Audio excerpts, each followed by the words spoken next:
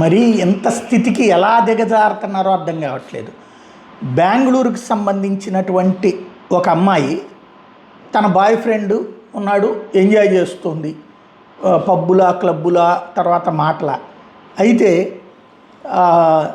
ఈ అమ్మాయి ఈ ఫోన్ పదే పదే మాట్లాడుతూ ఉండడం, ఆన్లైన్ క్లాసుల కోసం అని చెప్పి ఇచ్చినటువంటి ఫోన్లో గంటల తరబడి మాట్లాడుతుండడంతో తల్లిదండ్రులకు అనుమానం వచ్చి అమ్మాయిని నిలదీస్తే ఇక అప్పుడు ఏం లేదని చెప్పింది. ఆ ఫోన్ని ఇంతవరకు కూడా వాళ్ళు ప్రైవసీ అని చెప్పి అమ్మాయికి వదిలేశారు. తీరా చూస్తే క్రాస్ చెక్ చేస్తే ఫోన్లో దారుణమైనటువంటి విషయం బయటపడింది.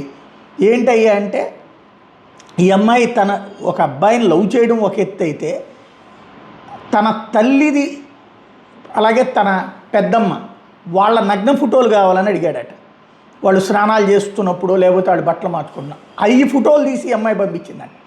వాడు అడగడం ఏంటి, ఈ అమ్మాయి పంపించడం ఏంటి, ఎలాంటి నీచుణ్ణి నేను, ఇదేంటి వీడు నా తల్లినే ఇట్లా చూశాడంటే వీడు నేనే ఇక నా జీవితం ఏంటి అని అనుకోకుండా అది సరదాగా పంపించడం ఏంటో అర్థం కాలేదు.